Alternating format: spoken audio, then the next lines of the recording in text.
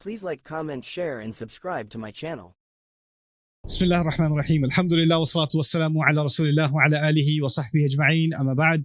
I was asked to make a clarification about Allah and unconditional love. So I'll add some things to that commentary. Allah Azza wa Jalla's love is vast and all-encompassing. And the word Rahmah, actually, which commonly gets translated as mercy, is not the best translation for Rahmah. The word Rahmah has two dominant ideas from the Arabic point of view. One of them is love and the other one is care. Love and care. Those are the two dominant ideas behind the word Rahmah.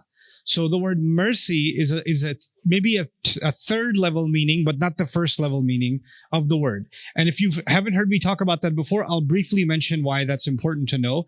If I say the teacher or the principal showed no mercy and suspended everyone, right? Or some students went to the teacher and said, mercy, mercy. Or the judge showed no mercy. Or the soldiers showed no mercy. You know what all of this has to do with? It has to do with being spared. So you're about to be punished, and then somebody was merciful, which means they didn't punish you, they spared you the punishment. Oh, you understand? The police officer was merciful, he didn't give you the ticket. Right? So actually mercy assumes something negative, and then somebody decided not to go forward, and they showed you mercy and they spared you. You get it? That's the English term mercy. Now the word Rahmah comes from Raham, which is the womb of the mother.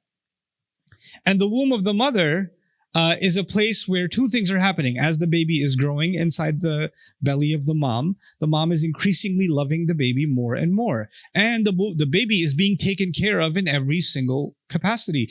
His food, sleep, protection, shelter, from the elements, all of that's being taken care of inside the Raham. When we are in the Rahmah of Allah, we are in the absolute ever increasing love of Allah and His care. And the idea of condition and unconditioned, as explained in the Fatiha, is Allah provides His love and rahmah and care to everybody. Even Fir'aun, his lungs expanding and his lungs collapsing every time he inhales and exhales, is actually an act of Allah's loving care towards him. Is even towards him. So life itself is a rahmah given to us by Allah. But at the end, Allah does mention in the Quran, there are some things you can do that if you keep on doing them, you can disqualify yourself from Allah's rahmah. Now, how long do you have to keep Allah's rahmah? So long as you're alive, right? So it's not too late so long as you're alive. The moment you die, it's too late. Now, at that point, it's too late. Now, what does Allah say, for example? Wallahu la yuhibbul zalimeen. Right? So Allah doesn't love people who do wrong. But He doesn't say Allah doesn't love people who has done anything wrong. Like one time you did something wrong. Allahu la yuhibbul zalimeen. Zalim is an ism fa'il, means people that keep on doing wrong and they make a lifestyle out of it.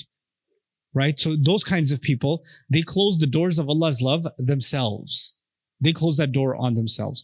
The nations that God destroyed in the past, like the nation of Nuh, Salih, Lut, alayhim salam, the stories you guys know about, right?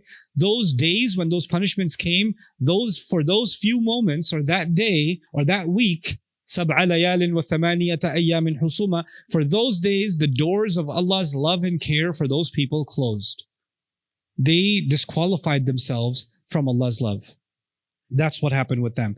But still the point holds. It's wrong to say just callously Allah's love is conditional. No. Allah's love is vast, all-encompassing. And it takes a lot for Allah to... He doesn't even say He hates. He never says He hates. He only says He doesn't love. La yuhib. Wallahu la yuhib. Right? So that's just an additional couple of comments for everybody to know about that. Anyway, so we left off on skipping one ayah number 38, where after describing those wonderful spouses of the Ashabul Yameen, Allah adds actually the phrase Li Ashabil Yameen in ayah number 38, for the people of the right. So that means that this section opened with Ashabul Yameen ma Ashabul Yameen, and then it ends also Li Ashabil Yameen. The best way to understand the purpose of that is to contrast it, what happened with the Jannah described for As-Sabiqun. When Allah mentioned the spouses of the Sabiqun and how they were, right after that He said, Jaza'an bima kanu ya'malun.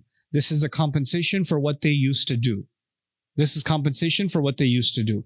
Now you would expect, now that he describes the spouses of the next level Jannah, he would say something similar. This is also compensation for what they used to do. He didn't say that so directly. He just said, this is for the people on the right. Now that's indirectly saying the same thing. How is it indirectly saying the same thing? Because when you say people of the right, that means their book is in their right hand. And if their book is in the right hand represents good deeds. These are people of good deeds, and that's why their book is in their right hand. So by saying this is for the people of the right hand, it's almost like saying this is for the people of good deeds.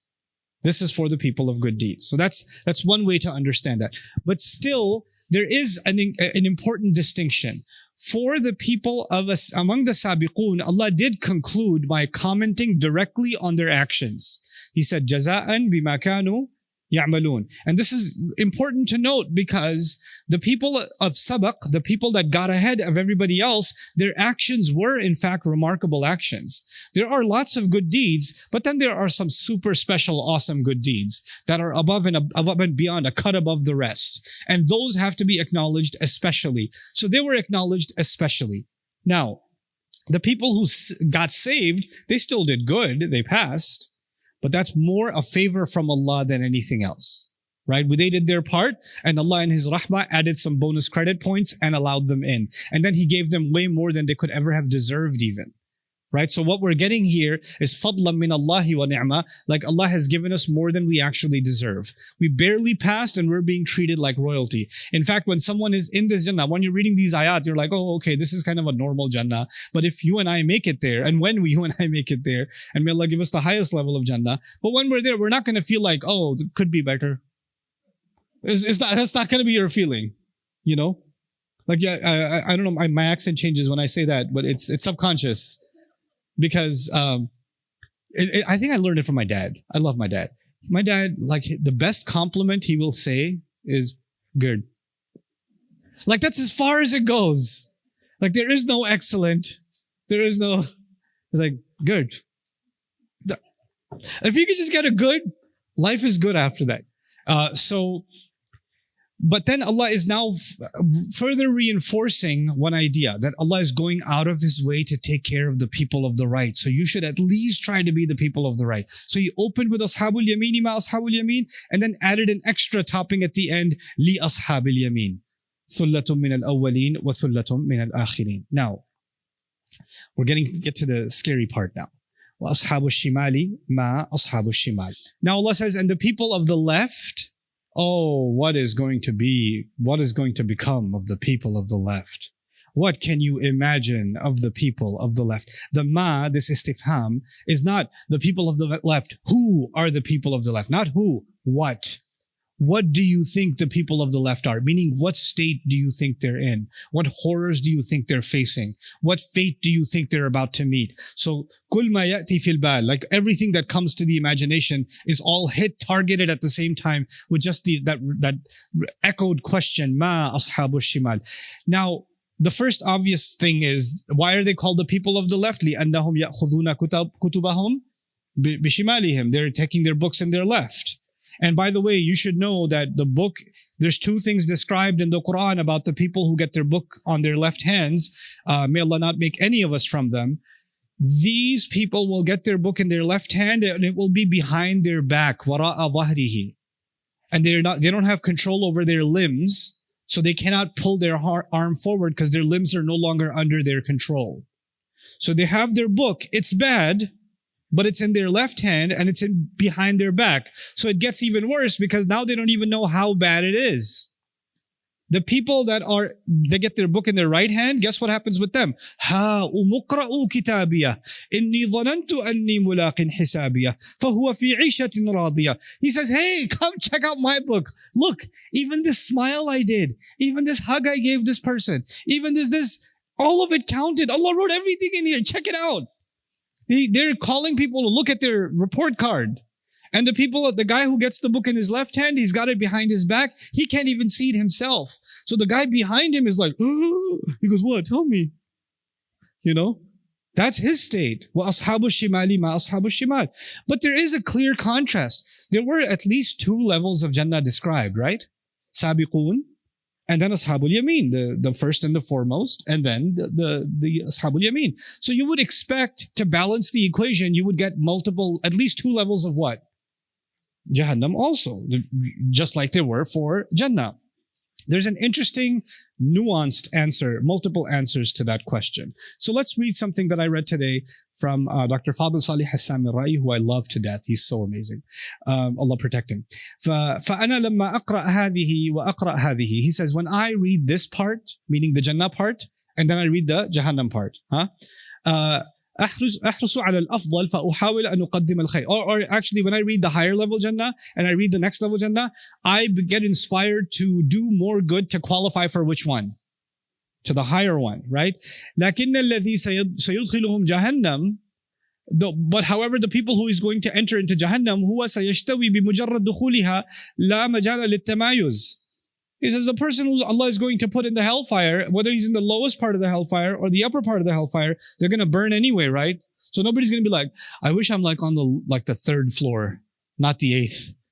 Like, no, there's no competition left about who's, there's no need for that. حتى الدركات هم نازلون فيها ليس هناك مجال للتنافس في أخذ الأفضل.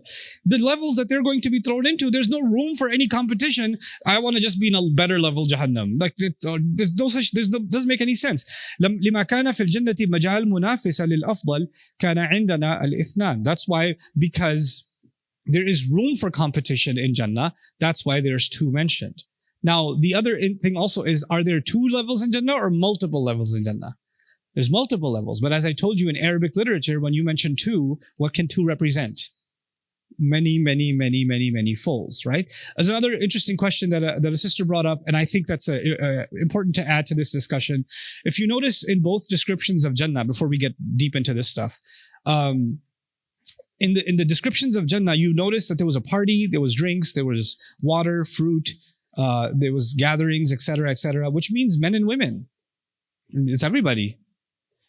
Everybody's included. Like when he says sabiqun, he doesn't say the men that are sabiqun. He just says sabiqun. Ashabul Yameen is not just the men that are Ashabul Yameen, it's all Ashabul Yameen.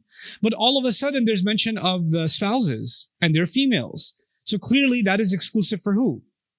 For men. So there seems to be a part that's common. And then towards the end, there's a part that's exclusive to men. What's interesting linguistically is there's a break between the common part and then the private part that's exclusive to men. So what happens, for example, وَفَاكِهَةٍ مِمَّا يَتَخَيَّرُونَ مَجْرُورٌ وَلَحْمِ طَيْرٍ مِمَّا يَشْتَهُونَ. Right? So it starts with أَكْوَابٍ وَأَبَارِيقَ وَكَأْسٍ مِّن مَعِينٍ. Right? And then you hear the tanween, in. And then you get to the private life, and what happens? وَحُورٌ عِينٌ. There's an inqita', there's an isti'naf, there's a separation that happens. So this is the private part. Now what happens in the second Jannah? We saw fi sidrin makhdud, wa talhim mandud, wa dhillin mamdud. You hear the in sounds? Wa ma'in maskoob, wa fakihatin kathira, la maqtu'atin wa la mamnu'a. Everything's majroor, continuing one description. And then you would have expected wa urubin atrabin, if you keep the same sequence, right? But he says, no, inna ansha'nahunna insha'a faja'alnahunna abkara uruban atraba, separating linguistically even, because that's a separate special thing that's just being described of the men. In other words, that part Allah spelled out for men, and that part Allah did not spell out for women. And as a reminder to all of you, when Allah doesn't spell something out, that actually isn't that because it's not there, but because it's beyond description. But Allah doesn't deem it fit to describe, or it is beyond words. Or there would be something wrong or something missing in describing it. In other words, had Allah described it and some woman said, that's not what I want, I don't want that, then that would become a problem. Right? She said, I lived my whole life serving my husband. I do not want a husband in Jannah. I just don't. This is the one thing, my dua is, Ya Allah, not him. I'm good. Right? There are women like that. You may not know them. Don't raise your hand, please. Okay? Okay. But coming back to the description of Jahannam, look, just like passing in school, some kid got a 52, some kid got a 65, some kid got a 75, some kid got a 90. Are there ranks? Yeah. But one kid got a 48. He failed. One kid got a 42. He also failed. One kid got a 35. He also failed. One kid got a 7. He also failed. Are there rankings among the failures? No, they all failed. Whether you got a 7 or a 47, you didn't pass. It's all one level. So you see the logic of describing the levels of Jannah, but not describing the levels of Jahannam in the same way, right? Even though there are levels, there's no point in describing, by the way, this is what's going to happen on level 1. This is what's going to happen on level 2. And you're like, oh, I'm really scared of level 1, but level 2 I think should be okay. Like, that's not going to, that doesn't make any sense. And so that's the logic behind وَأَصْحَابِ الشِّمَالِ مَا أَصْحَابِ الشِّمَالِ. Please like, comment, share, and subscribe to my channel.